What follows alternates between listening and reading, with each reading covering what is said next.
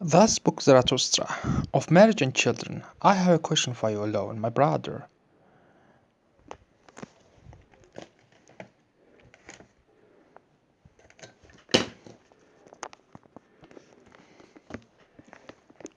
Thus spoke Zarathustra. Of marriage and children, I have a question for you alone, my brother. I threw this question like a plummet into your soul to discover how deep it is. You are young and desire marriage and children, but I ask you, are you a man who ought to desire a child? Are you the victor and the self-conqueror, the ruler of your senses, the lord of your virtues? Thus I ask you. Or do the animal and the necessity speak from a desire, or isolation, or disharmony with yourself? I would have your victory and your freedom long for a child. You should leave memorials to your victory and your liberation. You should build beyond yourself. But first you must be built yourself, square built in body and soul. You should propagate yourself not only forward but upward. May the garden of marriage help you to do it. You should create a higher body, first motion, a self-propelling wheel. You should create a creator.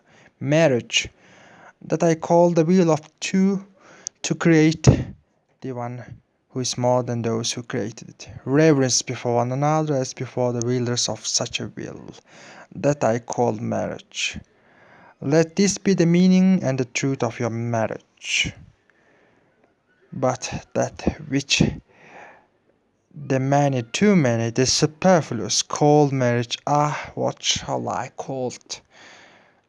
This poverty of soul in partnership. This filth of soul in partnership. This miserable ease in partnership. All this they call marriage, and they say their marriages are made in heaven. Well, I do not like it. This heaven of superfluous. No, I do not like them. These animals caught in heavenly net. And let the God who limps heed to bless what he has not joined. Stay far from me. Do not laugh at such marriages.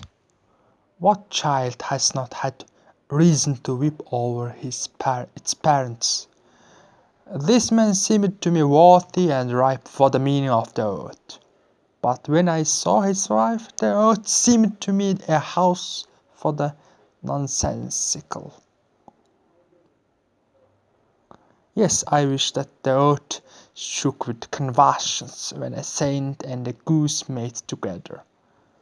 This man set forth like a hero in quest of truth, and at last he captured a little dressed up lie. He calls it his marriage. That man used to be reserved in his dealings and fastidious in his choice, but all at once he spoiled his companions, and for all he calls it his marriage. That man sought a handmaiden with the virtues of an angel, but all at once he became a handmaiden of a woman, and now he needs to become an angel too. I have found all buyers cautious, and all of them have astute eye, but even the most astute man buys his wife while she is still robbed. Many brief follies that is called love with you, and your marriage makes an end of many brief follies with one long stupidity. Your love for woman and woman's love for man, if only to a pity for suffering and veiled gods, but generally two animals sense one another.